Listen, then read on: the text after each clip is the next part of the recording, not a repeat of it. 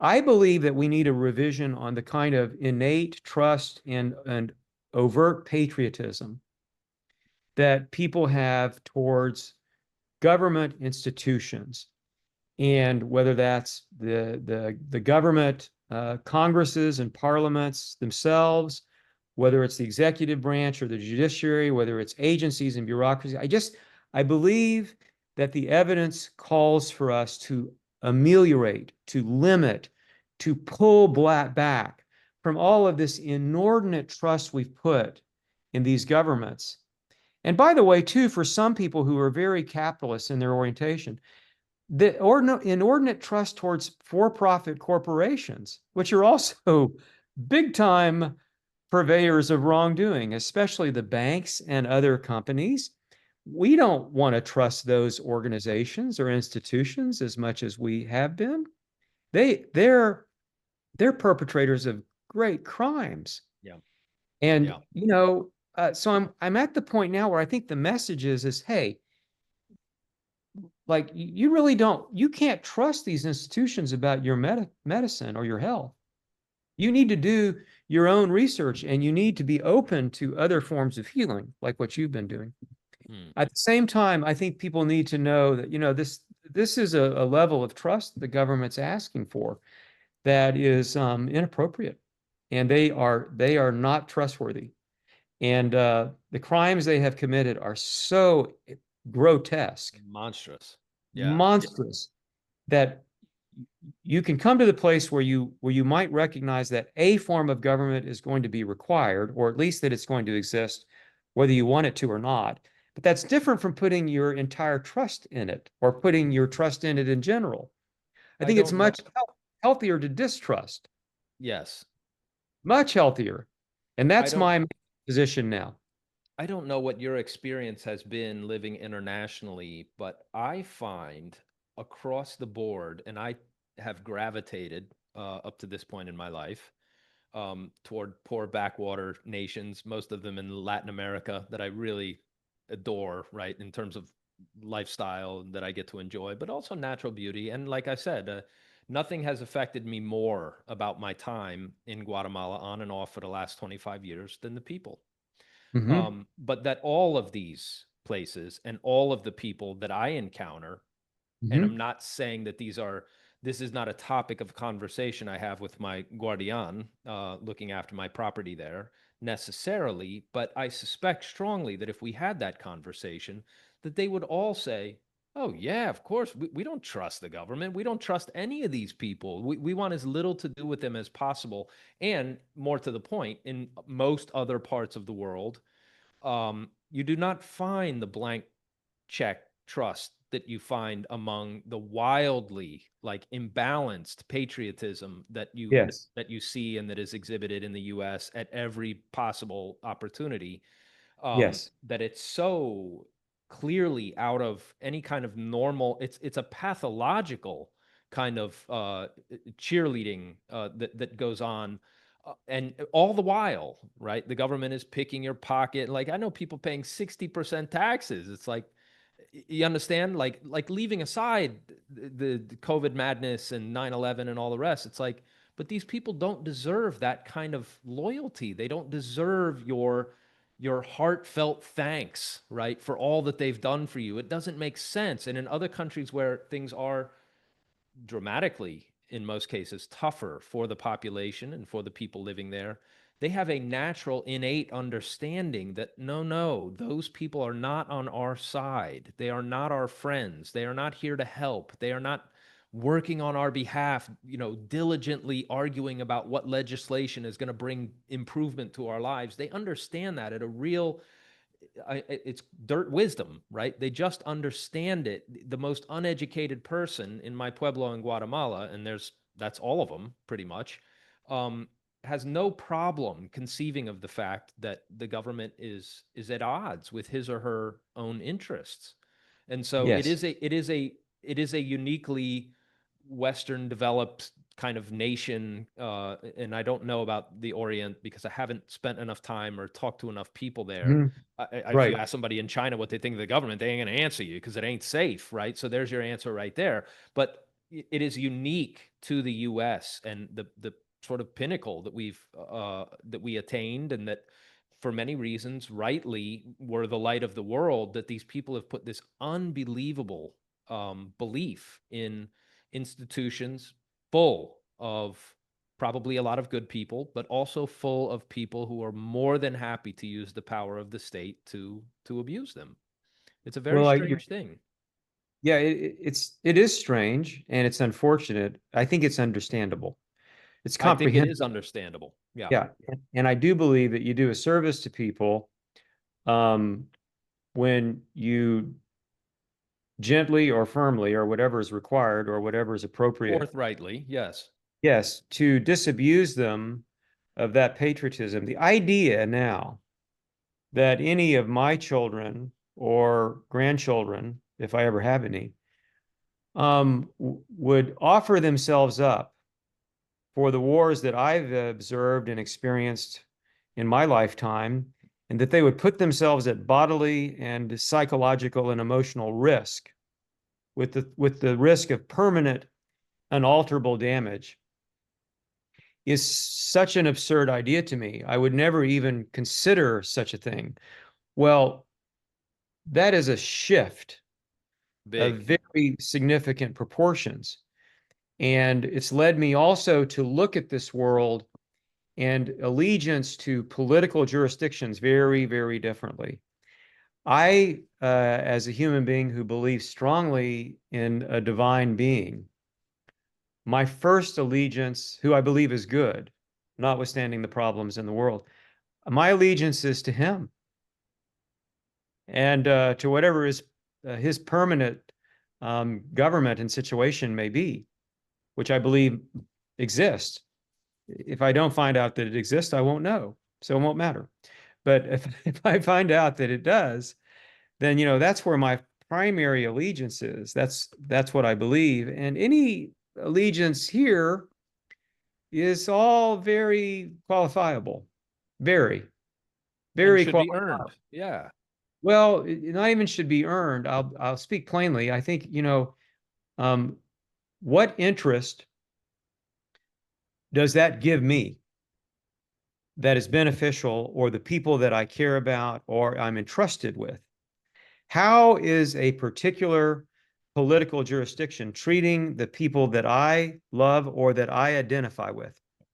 If they are not treating them well, if they're committing crimes, if they are lying pathologically and incessantly, if they are executing dark operations, if they are murdering people, enslaving people, torturing people, committing needless atrocities and engaging in needless wars for material or economic gain, I am not interested in supporting that government. I'm only interested at that point of what I'll call divine cynicism. I'm only interested in how that state is going to benefit the people that I love and care about or I'm trusted with. That's my only question. It's a I valuable don't perspective. It's the most fundamental question that has to be asked and answered, right? This idea of blind allegiance because I was born here, must be the best place, is a know. fool's errand. And It is. And, in the United States itself, when you look, I mean, people say, some of people that I know who are Christians, they say, oh, it was a Christian nation and it was founded by Christians. Well, there's some truth to that. Yes, that's true. There's a very true element to the fact that the participating states who were colonies, who became the flagship states of the revolution, they were all officially Christian. They all had state churches except for two of them. They weren't just officially Christian, they were official to the point they had state churches. But I don't perceive that the advent of the American Revolution, of which I'm a son of the revolution, I've got the plaque, the enormous plaque from 1921 for my family on the wall here. wow. I have an officer in the American Revolution, Francis Logan, who fought with Francis Marion, who was the swamp rat, portrayed by, in the movie Patriot by No Mel kidding. Gibson. Yeah. So my ancestor fought with him. You have roots.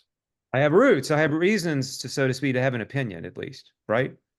And the truth is that that was a Masonic revolution led by the Masons inspired by the French Masons and the Scottish Masons, who, in my opinion, both partnered with and co-opted the Christians who were in the society to fight a revolutionary war against the British, which was certainly in some ways justifiable. But in other ways, has it led, it's led to crimes being perpetrated like 9/11 ultimately. A million Iraqis who had nothing to Dead, do with it. dead. Nothing And to do with how it. many Central Americans tortured and killed by this government? A lot. And so, I can't support them in that sense. It's because when they say it's in the American interest, it's in our interest. My response is be very careful with plural pronouns. Yeah. Who is Very our? Yeah. Who is Who do you who mean is by our? we? Yeah. Who do you mean by we? Yeah.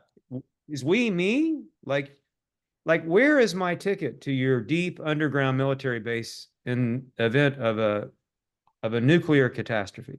Can Mm, Nobody sent me my ticket to sign up for it. Like, do I have a place there? Because I know people have places and I know they exist.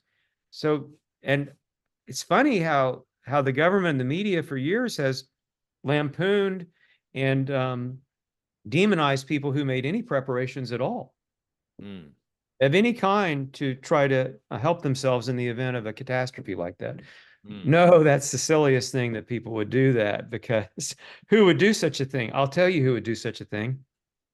The people who run the federal government in the United States who spent trillions of dollars building deep underground bases to preserve their power and authority, longevity, interminably.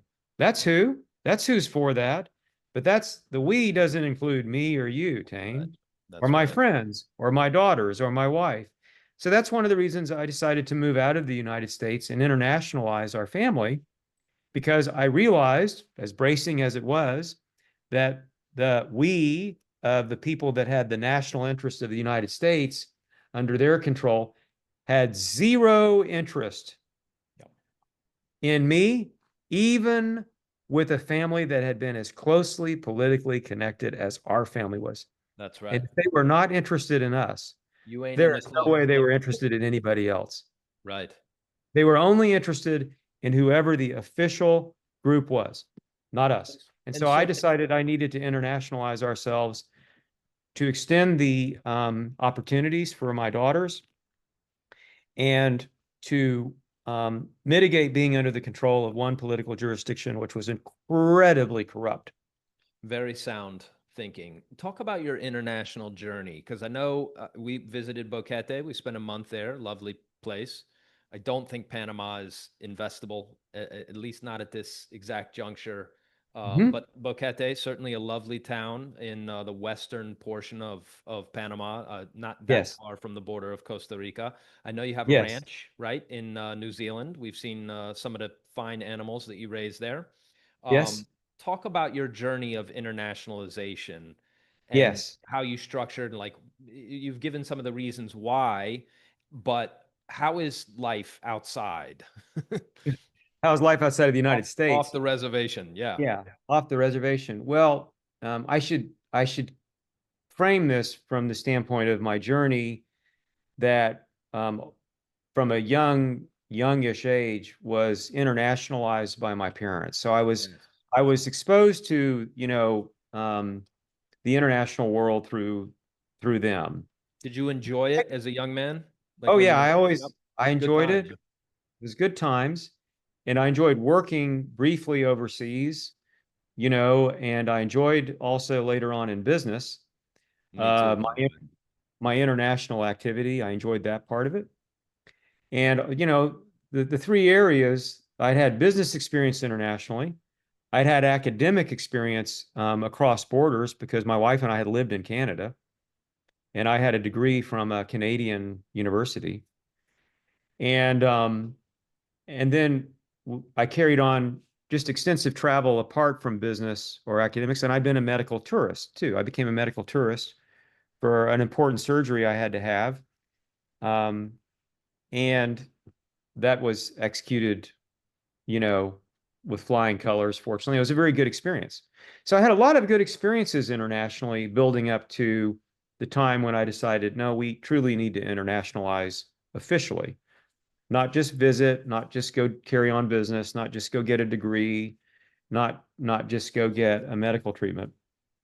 There's a big difference, as you know, Tane, personally, between formally internationalizing and not. And being a tourist, yeah. Yeah, or some other kind of even a business person. Yeah. So, what I mapped out a plan that was highly focused on the well-being of my young daughters, and I made some decisions then, which I'll hold to as still being beneficial. And so I wanted to keep them in an English-speaking country uh, because the studies I had done told me that uh, people who were kept, or children who were kept in their primary language, rather than being born into a dual language place. But my children were in a primary language location, and they were becoming pretty advanced in English. We all knew English was going to be the most important language for at least another generation, probably two or more. So being proficient in English was first amongst first. So I wanted to keep them I had certain criteria. It would not be a country that could be powerful enough to perpetrate the kind of crimes and misdeeds and wrongdoings that I was aware of by that time fully. I didn't want a country like that. Secondly, I wanted a country that could survive the next war, big war, or other catastrophe, natural disaster, human created disaster. I wanted a country that had some security, safety issues. I wanted a country that's low in crime. And I wanted a country where my daughters could continue to get educated and would have opportunities, and where we could get another citizenship that was not going to be restrictive. Well, I ended up choosing New Zealand. And New Zealand was the best choice for us for all kind of the reasons I mentioned there. And it was pretty difficult to get into New Zealand, even when we came a decade ago. But I was able to get in under a number of different scenarios, and I chose one of those scenarios and came in that way. I chose an earlier scenario, and then I rejected that, and I chose a better one that sped up the process and was just a better option for us. And long and short, on that journey where I wasn't sure New Zealand was going to admit us, which looking back on it now was kind of a little ridiculous because, of course, they were going to admit us. But I didn't know at the time. So I also wanted another jurisdiction to be a resident in, and I chose Panama. And I chose Panama because of its proximity to where we were living in Austin at the time. And also because I had a family history there because both my grandfather and my father had a Panamanian connection. My grandfather, because of his steamship line that he was head of, part of the railroad, and my father, because he had been stationed in Panama for part of the war uh, in the Navy. So I had kind of a Panamanian, background knowledge. Um, but beyond all that, Panama was offering residencies under extremely favorable, streamlined terms in those days. They don't anymore. It's more difficult. We got in on the last months of that deal. Mhm. Right. It was a great deal. It was a great deal. It's called the Friendly Nations Visa, is the one we pursued. And that allowed people from certain countries to go to Panama and get residency and work visas interminably, provided you showed up on a regular basis every 2 years, which they were pretty lax on. Yep. And they would let you skate on that a little bit, depending. And we decided that was a good placeholder as we pursued more permanent situation. We weren't planning on moving to Panama, but we explored Panama and Costa Rica thoroughly and decided, well, we like this. So we subscribed, recognizing the high crimes and treasons and misdemeanors of our host home country, um, which my wife's family, my American wife's family had been in America since at least 1700. And my family, we can trace back to 1622 in New Amsterdam, now New York. That's damn near the first ship. Close to it. And it was Yeah. our ancestor was a woman who came. She was the first American immigrant. She was Dutch. So anyway, like 400 years, we're leaving for an indefinite period.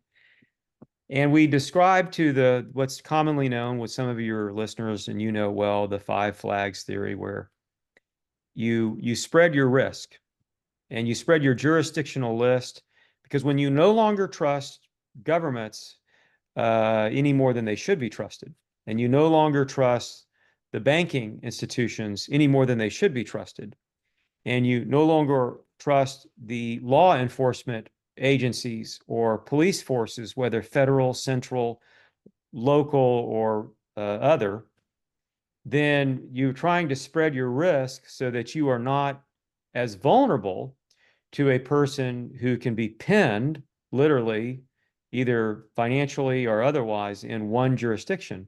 One of the things you learn when you go on a journey like this, Tane, which I know you know well, that affluent Americans and Europeans don't realize, who believe that they understand the world by traveling extensively through it on business or as tourists, but never relocating formally and pursuing another passport or residency that's permanent. And is the thing you learn is that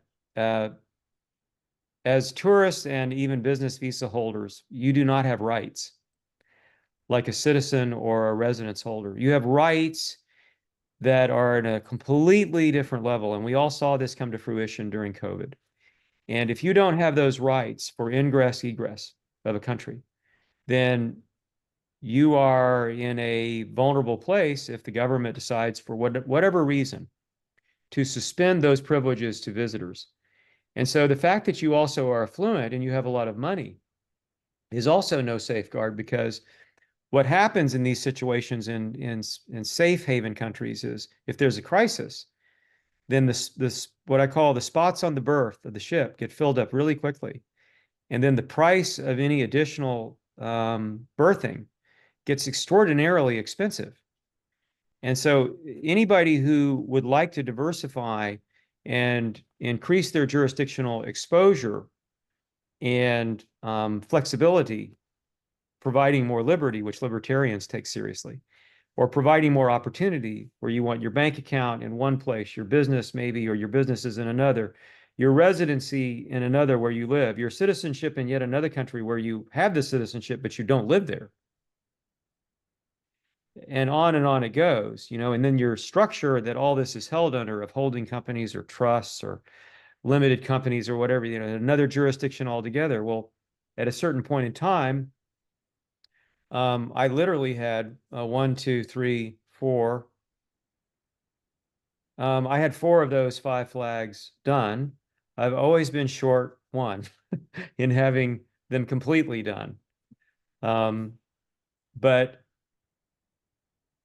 anyway, there it was. And so I did that all within the span of about 3 years. And I'm about to embark possibly on expanding it yet again or altering it. And the reasons is because since COVID, and what I view as in general, the current failure of the COVID agendas that were sought by the perpetrators. Perpetrators, plural, it was a phalanx of different conspirators who did this, and very powerful conspirators, but with somewhat different agendas, in my opinion. They had the same agendas, but different. But in general, they failed, in my opinion, in what was, I think, an absurd bridge too far with their COVID black operation. And one of the things that was clear once you came to terms about what happened at 9/11, and who the perpetrators were in general, and once you had gone through being disabused of the goodness of law enforcement agencies, and you had already come to the conclusion that science and scientific institutions and medical institutions were hopelessly compromised, like I had come to through my journey making my film. and doing other things, where I realized the scientific institutions, not only was there not a consensus, there was active suppression and oppression. So once COVID came along, all we had to do was just sit back and analyze what evidence, was forthcoming to see and to know quickly that this was a dark operation on a global scale that even put 9/11 to shame. My Goodness conclusion, gracious. This was, my conclusion exactly. Yep. yeah, a whole new level of wrongdoing. And they had been emboldened to perpetrate this because some of the perpetrators were the same, not all, in my opinion. But if you trace it back far enough, they were all the same. Yeah. And they had been emboldened by both 9/11 and also by the GFC of 2008-09, both. And also by running their candidates around the globe and getting getting into the highest offices of these governments, some of the most compromised, uh, ridiculously compromised people, like Emmanuel Macron, Yeah. and in my opinion, whatever else you may think of him, um, Obama. Yeah. Hopelessly developed characters, developed from an early age. The evidence is overwhelming. Something I never considered when I was younger. It's obvious now that this is perpetrated all the time. Like a And in addition to presidential that, candidate. Yep. yeah, so realizing this, Tane, that we needed to internationalize, and in COVID, I would say 50% of my ambitions in internationalizing were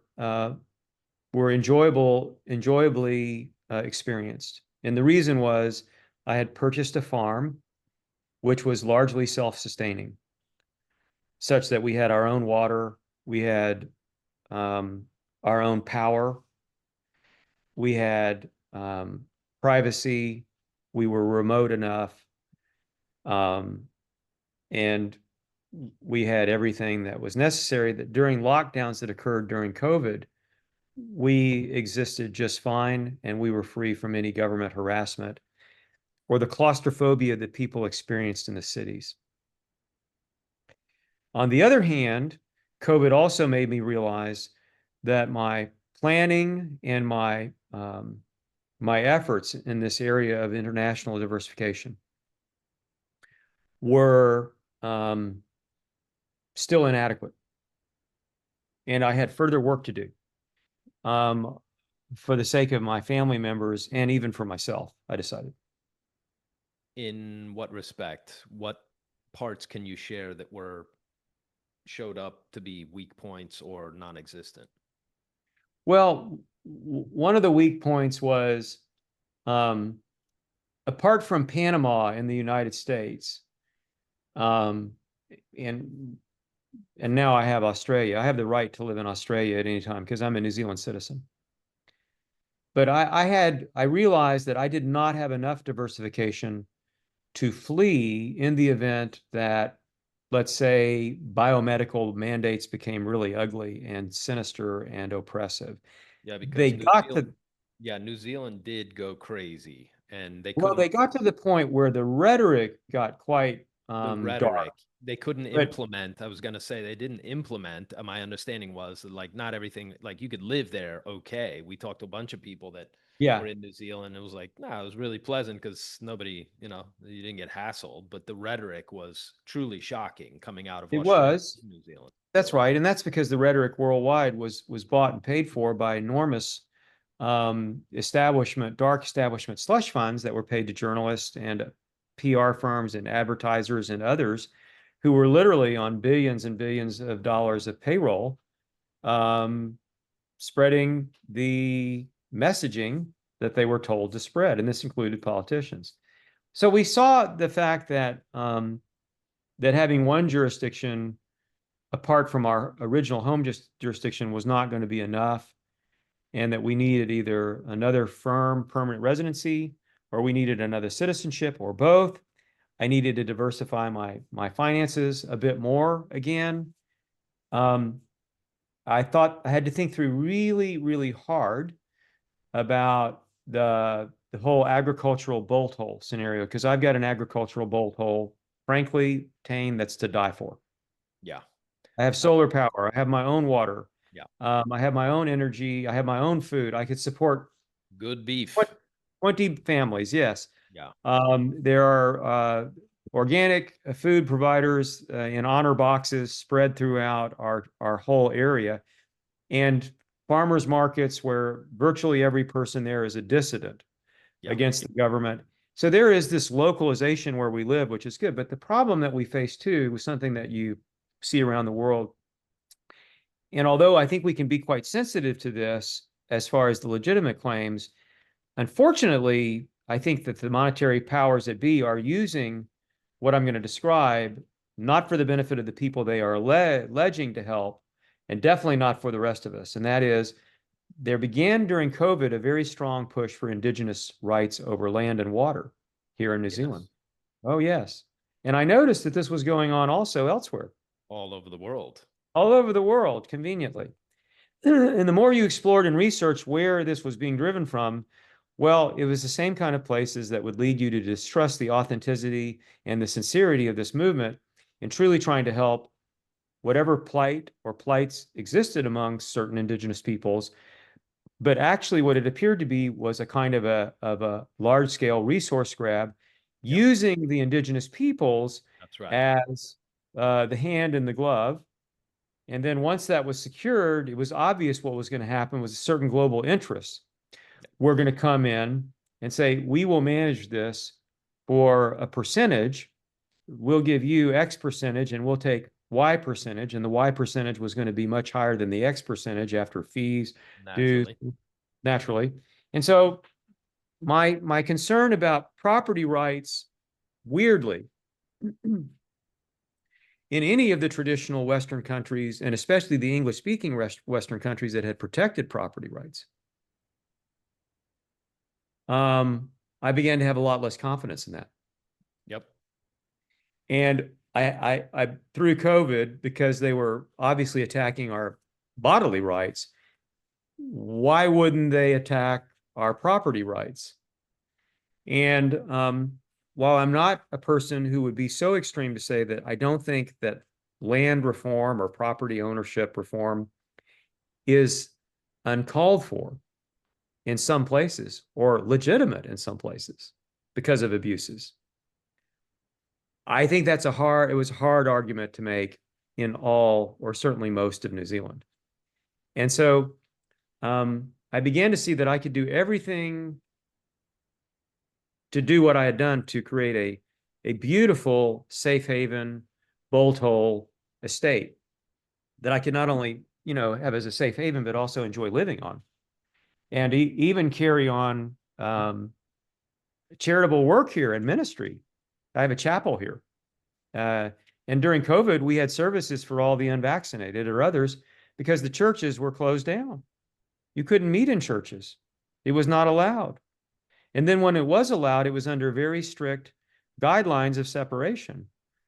So I was fortunately able to have private gatherings because I don't have a church per se, and I don't take offerings.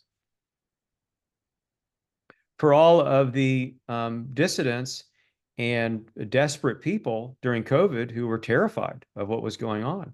So my farm and my chapel, which is quite large, the chapel is, became a meeting place where even some other members of our network would come on occasion for updates, for services, for general well-being. But I began to realize that it didn't matter how well planned and executed I made a bolt hole. If I couldn't protect my property rights at the end of the day, or the government was going to come into me and say, well, you can own the property and you can pay us taxes, but this is what you can do and not do on it. Hello. Hello, I didn't like that. And so I began to design a different scenario where I would still own property, but I would probably own smaller properties and I would probably own more of them Interesting. rather than having one big property that could be a target and vulnerable. And I'm going to Right. share with you too, with your audience, an idea that I want them to strongly consider thinking about in this area of well-being and owning property internationally and living internationally. And that is, I think it's a very good idea to own at least some property that could be a safe haven property for you, your loved ones, friends, and even strangers. However you set it up, there's a lot of ways to do it. And actually own that property through a charity. Now, in that charity, one of the things that you do, that you write into the charitable bylaws, is that it is a charity that whatever else its purpose or focus is, part of its focus is ecological and environmental sustainability and preservation. Brilliant. Mhm. Yep. And that the land that is owned by the charity carries on research to be determined by the charity and carries on other work to be determined by the charity. That would include planting indigenous trees or other flora and fauna, restocking some of the property with some wildlife of various kinds, and monitoring as such, um, and sharing the research information and the work with others to be determined by the charity. Naturally. Yes. So the reason I want to mention that is because in an onslaught of reform movements under the guise of whatever, a property that's already in the ownership and hands of a charity, of which the founder is the directors of the charity and the trustees, those property owners, in my opinion, are going to weather challenges from either the indigenous land reform side or the biodiversity ecological mandates, either way. And that because the trustees are not owners, but trustees, um, their presence and their power over the property and use of it is ironically less challengeable than if you were the actual owner. That is high level insight. Yeah. And That so is I would do this, and I have done half of this here. I'll tell you how. When we came here, we had a U.S. charity foundation my wife and I founded, and we funded it. Nobody else funded it. We funded it. It was a small family foundation, not the Ford Foundation or the Rockefeller Foundation. It was just ours. And it was tax efficient, and we gave our charitable giving out of that. Well, when we moved to New Zealand, we started a New Zealand charity. Same thing, because there are advantages in having that. And one of that charity's protocols became, over time, the planting of indigenous trees on our property, of which we ultimately planted 20,000, wow. which is a bunch. Foresting whole areas that were frankly too difficult to graze and had erosion problems that I wanted to remedy to keep the soil intact and to keep the water free of debris in the Yep. streams and rivers. So I'm a conservationist. It's authentic. It's not contrived. Um, and so I took the property out of commercial use, some of it, and put it into um, to use that was different. And this can be perceived as partly part of the work of the charity. And it comes with the added benefit that in New Zealand right now, still, indigenous forests and bushland qualify for carbon creditable transactions. But I'm carrying on the ecological work partly in the name of the charity. And I would be looking to ultimately find a way for my New Zealand charity to ultimately purchase this property. Brilliant. And I think that that is, while not, there's no absolute, remedy in light of some conflicts you can have. I'll just say that the malpractors are going to have a lot harder time taking away not-for-profit property that is Right. dedicated in part or whole to ecological and environmental sustainability. And I just think that it is a safeguard you have to consider. Now, That's brilliant. yeah, so I saw this. We had done this in Texas too with a nature conservancy. And I was very active with that because I was the manager, and I got laws passed around that to protect the river that ran through this nature conservancy was quite unusual river, quite an unusual geologic formation. And so I was able to get state laws to protect not only that part of the river, but ended up being the whole river in its entirety. Well, ends up that I think one of the reasons we were able to get those laws passed is because we were initiating and promoting this bill as a charity, which we were, not as private landowners. So there's a place there for not-for-profits, as we've seen from the other dark side using. They Yeah, have. that's right. I was Look, just going to say, like, that's a great example. USA.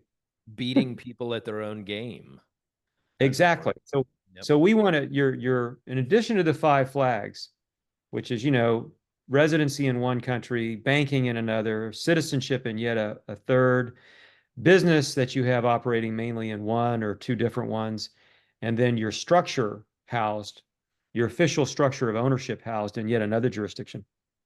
Add to this the idea of a charitable, not-for-profit, or foundation um, in a country that can carry on authentic charitable work, which we do. We feel obligated to do that as human beings and as Christians, but actually is also can be used as a device to protect your assets. Yeah. Yeah. That's a that's I It's think the it's a real the possibility. yeah, it's the historical moment we're in that makes that such a smart strategy. And Correct. it is partly the game that is being played. And so, That that is. So if you have a beautiful property that you'd like to see sustained and preserved and not taken away, then that might be one avenue to go about it, or at least to have an interest from your charity. yeah, The thing is you want to control your charity. yes, You need to control that charity, which in most countries you can. that's brilliant. Well, I think we need to wrap up, partly because my battery's almost dead and I can't plug in without unplugging my camera.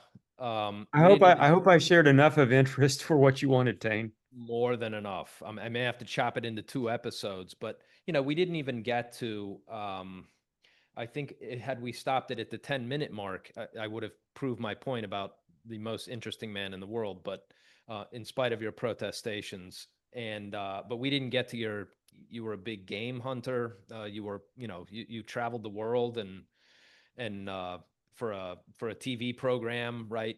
And so, I mean, we didn't get to. I'll show some footage if you send it over. Yeah. I'll also sort of stitch Yeah. that in, and people can see also what you did in your other Yes. spare time. But I know there's more that Sure. we could talk about. I could talk to you all night. But Yeah. anything else that maybe you want to leave people with? I mean, I thought of, and again, back to this question about forgiving institutions. I think a big part of, and this comes with age and maturity, but also I have a wonderful book recommendation for you. I don't know if you know the Spanish author Arturo Perez Reverte. He wrote just a masterpiece on the topic of. I won't give it away here, but it's called The Painter of Battles, and it's about a character. Apparently, Reverte was a war photographer before he became an author. The main character, whose name is Falquez, is embellishing the inside of a tower in Umbria. Um, I think that's Italy, maybe Spain. Um, it was a tower that was used to warn the local inhabitants of Moorish invasion. And he's trying to paint a picture of war that he could never photograph. He could never capture it on camera. And he's trying to paint the very strange condition that human beings live in. And it deals with the question of, well, why do we kill each other? Like, what's that all about? Why do we love it so much? Like, why do we enjoy murder and, right, all of the horrible things that are wound up? And I won't give away the conclusion, but it is a tremendous piece of work. I think you would enjoy it, not because it's like a happy, bright subject, but because I think he gives a really worthwhile, not just answer, but an expose. And the ending of the book too is like a lightning bolt. It's just, it's the best piece of modern literature I've ever discovered. It's a very short book. And what happens to the painter of battles is that a guy he photographed and made famous in a war photo comes and finds him after 20 years or however long, and they have a conversation throughout the book about war and death and right all the Mhm. horrors involved in that kind of activity. And Markovic is his name. He's from the war in Bosnia and between the Serbs and Bosnian Muslims. And he says when he comes to, he says, "Why did you come find me? Why did you come look for me all these years?" He says, "Because I'm here to kill you." And then they unravel that statement through the entirety of the book, and it's just brilliant. It's an Mhm. unbelievable deep look into the psyche of the human animal, and sort of like it's very, very appropriate to the times we're living in. He wrote it in 2005, I think. But very relevant to our story. So for our viewers too, check out that book, The Painter of Battles. And the line that sticks with me and that sort of surfaced while you were talking is, understanding, including the effort to understand, is our salvation. And I think Mhm. and I think I agree with that. I think it goes a long way. Understanding is not synonymous with agreement. And I see grown adults, many of whom are very smart and successful in their own sort of silo chosen field, who Yep. cannot distinguish between agreement and understanding. And so there is something to be said for trying to make sense out of the tremendous chaos that is, I mean, war, as they make the case in the book. War is chaos made apparent. War is the most honest representation of life that there is, Mhm. in a certain sense. And you get that through the book, that no, these are normal people doing normal things in strange circumstances to most people who live in comfort, but that these are the times that we live in, and it's bound to get crazy. There's no doubt about it. So I Yes. appreciate all your, yeah, I appreciate all of your time, your insights. I hope we get to meet sometime down the road. I may have to fly to New Zealand, but we'll be in Dallas in November. If you, Yes, you're going to a meeting there. I may be yeah, there. I hope I you may. come. I hope you come. It's such an outstanding group. Uh, for those who don't know, the Mavericks Project was something that was born out of the chaos of lockdowns, and a group of really unique individuals got together and decided that they would do something about it, and really banded together. We've had 5 live meetings and get-togethers since 2024, and it's been so worthwhile. It's truly an extraordinary group, and if you're interested in actually taking action instead of watching the slings and arrows come, then you should be in Dallas. I think it's November 4th to 7th. The live gatherings are just extraordinary, and the people you meet will truly, I know this is cliche, but it will truly change your life. It's going to be a great time. So the link to that will be below this video as well. You can find out more about that. And thank you again, Logan. Would you like to leave our viewers with any last parting comment? Well, I think that anybody that's listening to this, Tane, and is interested in the things that you're sharing on your podcast, um, can embrace yet one more venue for trying to understand the contemporary time that we're living in. And that is a challenge today, but it's also, if you will, an opportunity because of the new ways of knowing that we've got available to us, like what you're sharing on your podcast. And not because I'm on it, but because you have other guests on it and you share other information. But really, we are living in a time when these nodes or means of knowing and acquiring information have not just become optional, in my opinion, for the true seeker of truth and well-being. They have actually become essential. Yes. And with so much deception around, which all of the great wisdom traditions of the world tell us will be humanity's fate before the singularity, or before the Perusia or before the end or the change, then we can expect that we need to find ways to not be deceived and rather to be enlightened and to be inspired by the truth. And some truths are difficult to accept, but we must keep at it if we want to be fully human, fully informed, fully mature, and able to help others as much as we're called to. We'll stop there. I can't say it better. My friend, you're a real treasure. I'm very happy that the whole Mavericks thing happened, and that somehow guys like you got put in my path. So thank you again, and I look forward to our next conversation, whenever that may be. Thank you, Tane, and thank you for inviting me to be on your podcast. My pleasure. My pleasure. You take care. All the best to you and your family. You too. Bye for now. All the best. Yep. Bye-bye.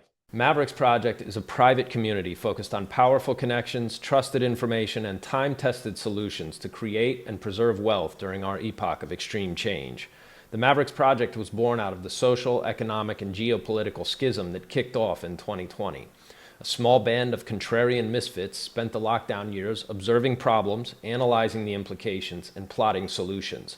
Now, several times a year, we Mavericks get together in fun and fascinating locations to talk about solutions to the social dangers to your family's safety and how to avoid them, the increasing state surveillance and how to negate it, the rapidly declining U.S. empire and how we want to position for what's coming next, the risks to your family's generational wealth and how to protect it. If you think you have what it takes to be a Maverick, this is your chance to come make new and better friends with some of the most accomplished people you will ever meet. Join us from November 4th to 7th in Dallas, Texas for 3 unforgettable days of action, discussion, and answers. The link for the event, along with all the details, is below this video.